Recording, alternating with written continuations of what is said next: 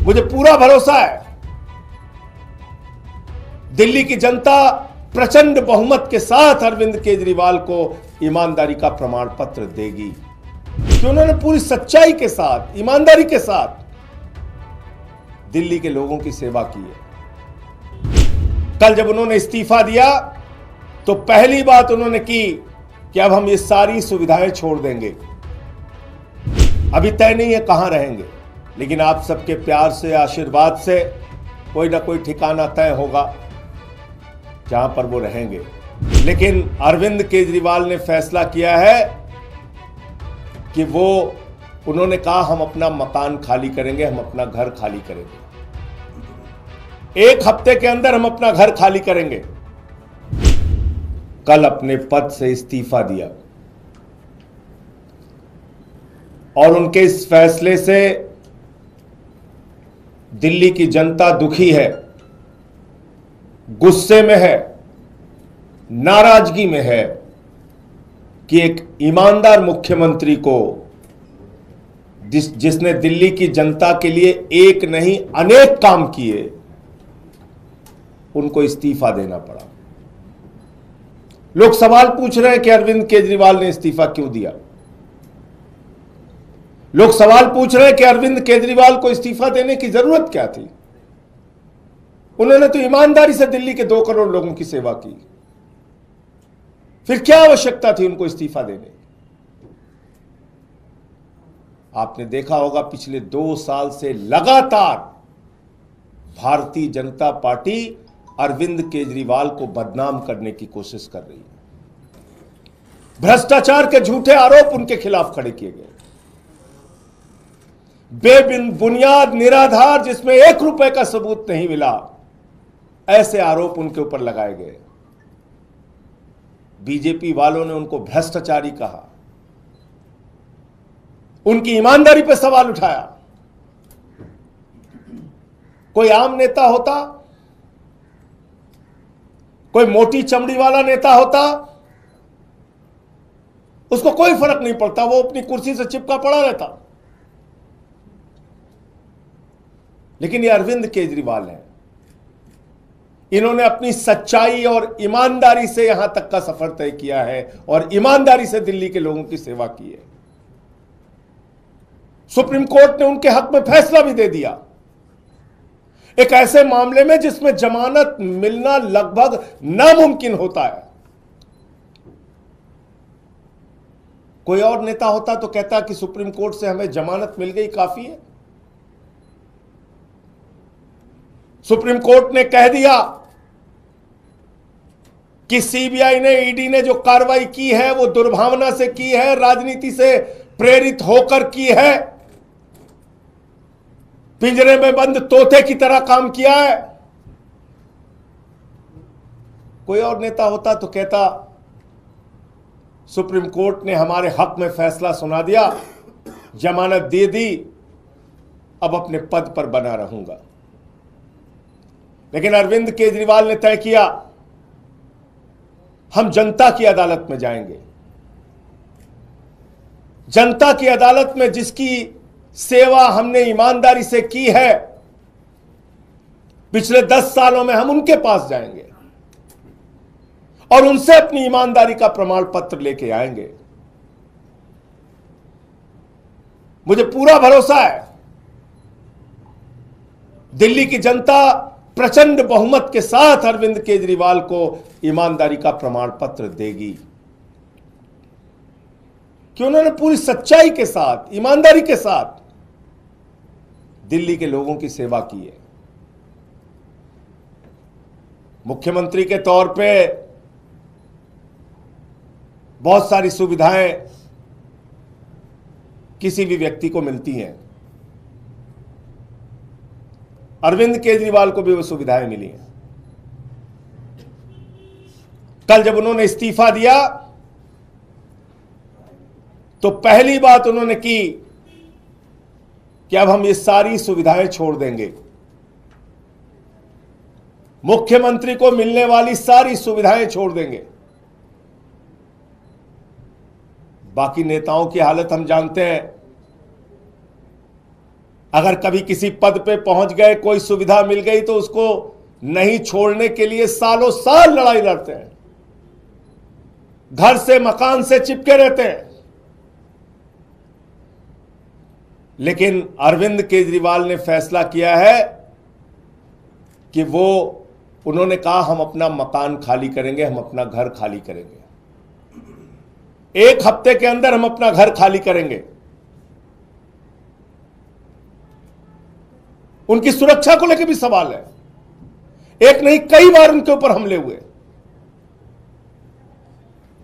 हमने उनसे कहा, समझाने की कोशिश की कि आपकी सुरक्षा को खतरा है, कई बार आप पे हमला हो चुका है, मां बाप घर में थे उस वक्त भी उनके घर पे हमला हो चुका है, भारतीय जनता पार्टी के लोगों ने हमला किया है,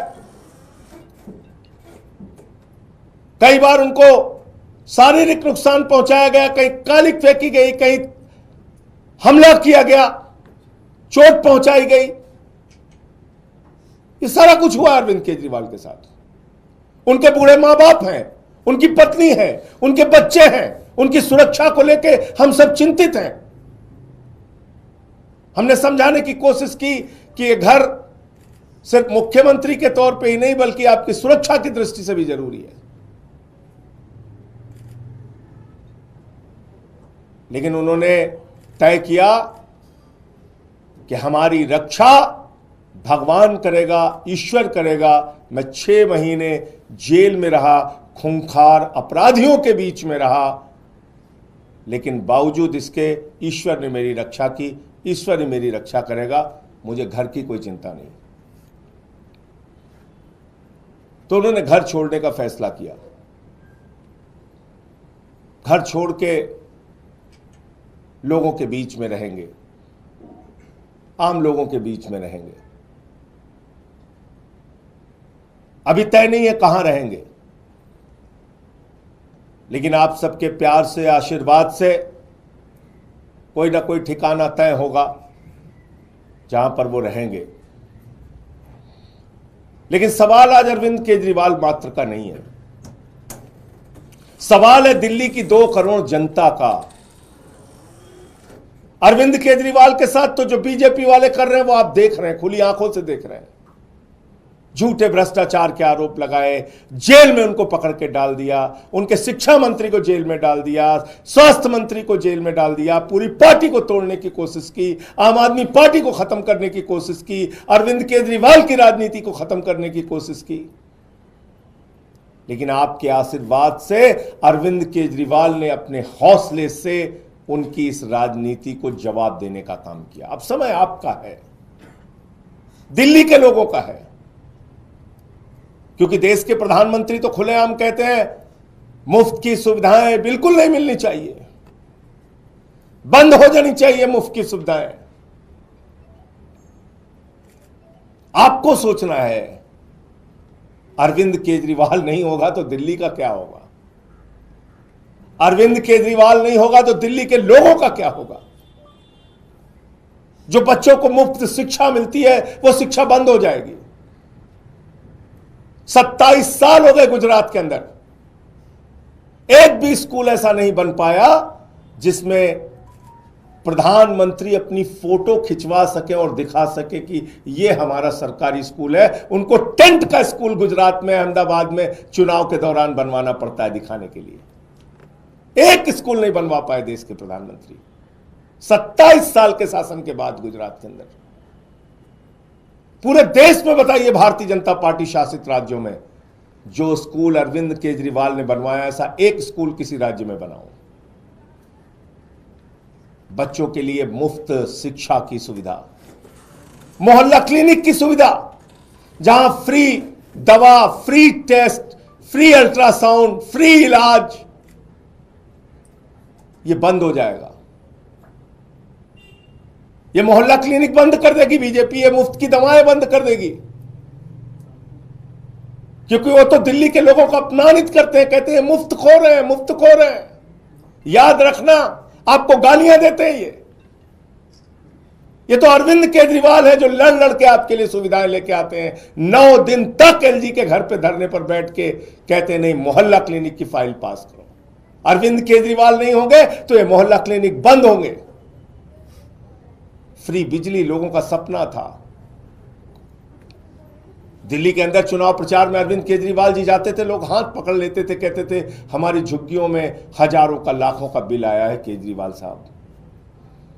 वो अरविंद केजरीवाल है जिन्होंने कहा गरीब के घर में रोशनी तो होनी चाहिए, लेकिन उस रोशनी की कोई कीमत नहीं होनी चाहिए। फ्री बिजली किया। हिंदुस्तान की आजादी के बाद पहला मुख्यमंत्री जिसने फ्री में लोगों तक बिजली पहुंचाने का काम किया वो अरविंद केजरीवाल है। अगर जिस दिन अरविंद केजरीवाल नहीं होंगे, मुख्यमंत्री नहीं बनेंगे, तो ये फ्री बिजली की सुविधा भाजपा बंद कर देगी। फ्री पीने का साफ पानी, 24 घंटे फ्री बिजली, फ्री पानी, और इन सब के बावजूद मुनाफे का बजट दिल्ली को दिया।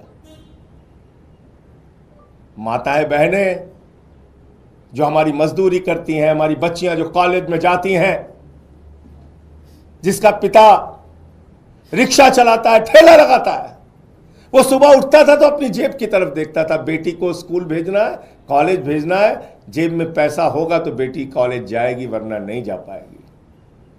इस दर्द को दिल्ली के मुख्यमंत्री अरविंद केजरीवाल ने समझा।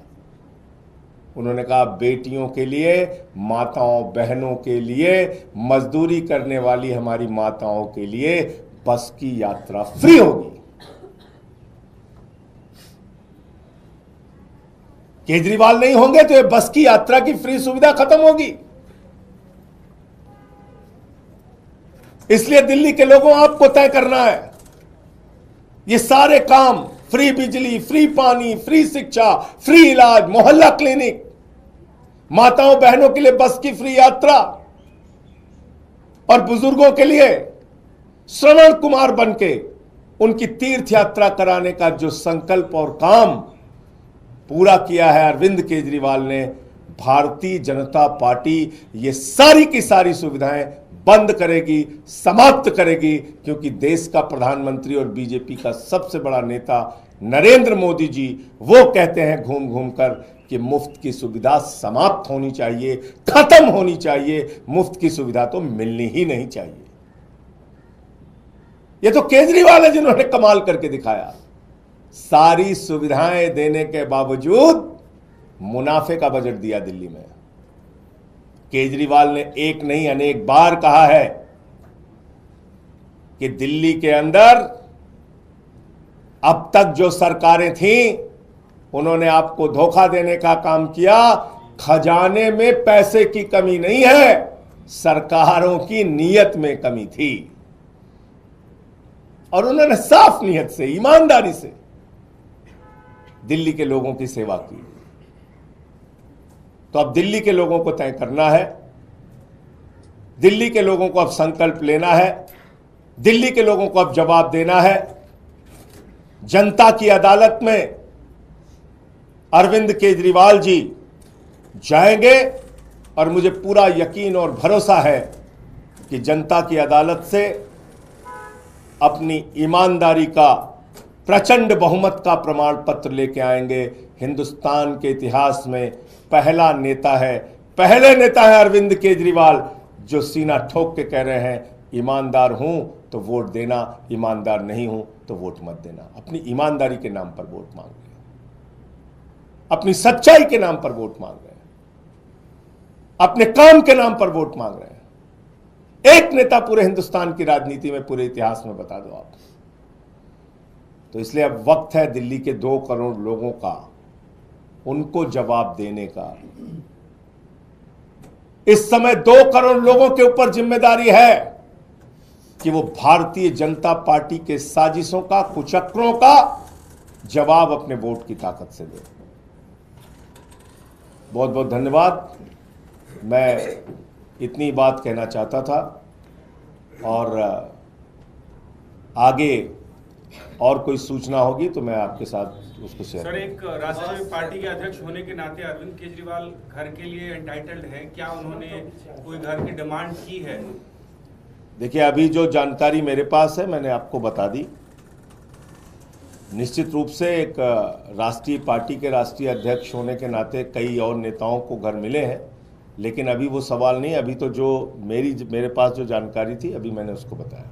सर, क्या क्या सुविधाएं एक मुख्यमंत्री को मिलती हैं जो वो त्याग रहे हैं, थोड़ा बता दें जनता के नॉलेज के लिए। अरे भाई, जो भी सुविधाएं मिलती हैं, घर गाड़ी सब त्याग देंगे। एक एक चीज आपको पता चलेगा। धन्यवाद। इससे इधर एक और राजनीतिक सवाल है सर। राहुल गांधी